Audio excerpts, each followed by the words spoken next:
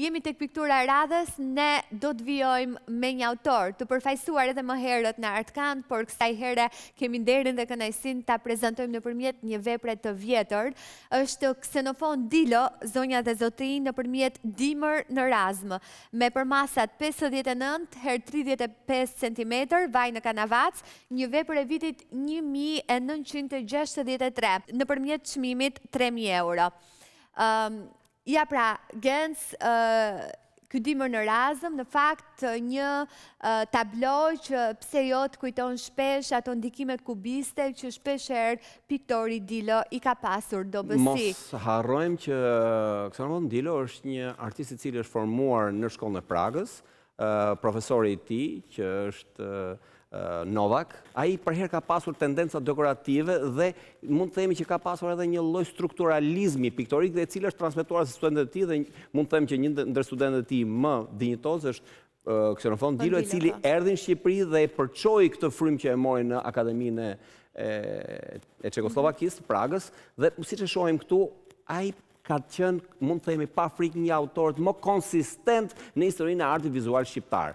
Pra është një artisteti kompletuar dhe do mund që të arritësh gjithë këto arritje në krijimtarinë tënde, duhet të jesh vërtet i kompletuar dhe mund të them pa frikë që ne kemi rastin ose mos sa kemi luksin që kemi një autor si Ksenofon Dilo. Dhe le të kalojmë te kjo vepër. Shive si është. Mënyra se si ka luajtur me të bardhat, e bardha me të bardhën, që është një mënyrë shumë e vështirë, do doja që të kishim në kuadër.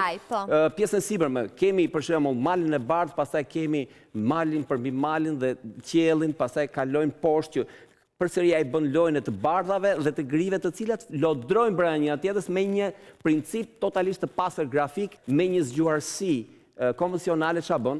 E thyen kompozimin, e thyen, nuk e mbyll. Dhe kjo është, këtu tregon, këtu duket dhe artisti. Është si një koreografi. Unë e shoh këtë vepër një farë mënyre edhe si një pjesë baleti, sikur të shohësh një farë mënyrë, dëgjoj, do shtyp liçenin e mjelmave një farë mënyrë kur ta shohësh si skenografi, sepse ai është dhe skenograf, mos harrojmë. Dhe mënyra si që ka vendosur dhe ritmi koloristik, se këtë nuk e kemi prekur akoma, ritmi koloristik që ai kalon nga të bardhët që folëm, pastaj tek portokallit, tek tertat, tek kafet, pra ka ai e shfrytëzon spektrin koloristik me shumë fines dhe me një ngjeshje. Po të shohim ngjyrat janë të ngjeshura brenda të lashtë. Madje ngjyrat janë ngjeshura pa qenë pastoz. Dhe kjo e bën akoma interesante këtë lloj pikturimi. Në studion e Ksenofon Dilos kam qenë disa herë, një artist i cili me atë mënyrën e vet tepër delikate, por edhe shumë i kujdesshëm, të të mikpres, ashtu sikur se i takon, flet shpesh për pikturën, për marrëdhënien që ka me librin, për faktin që po ashtu ka krijuar kontaktet në literaturën perëndimore në ato vite, duke pasuruar shumë bibliotekën e specializuar të Institutit të Lartë të Arteve, madje shpeshherë më thoshte, duke qenë komshi, aty pranë me Abdurrahim Buzën, sepse banonin në një blok ku kishte shumë studio artistësh, shpeshherë kur kthehej nga Parisi ishte shumë kurioz që të shihte se çfarë revistash apo librash kishte sjell nga ky qytet.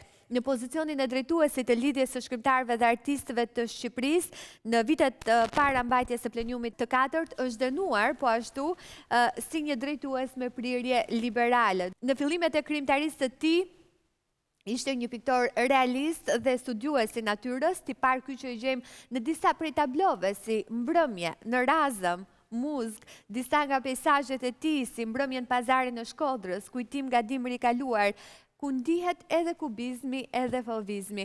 Jam shumë e lumtur që ne zgjodhëm një vepër po nga Razma, se kam përshtypjen që autori do të ketë bërë një seri dhe një cikël, duke qenë se i pëlqen shumë që të shëtisit cep e mcep në Shqipëri edhe të mbledh peizazhe nga gjithë Shqipëria jon, madje ai vazhdon të jetë pjesë e ekspozitës Nëntori, një ekspozitë e themeluar prej shumë kohësh, ka ekspozuar për herë të parë në vitin 1959.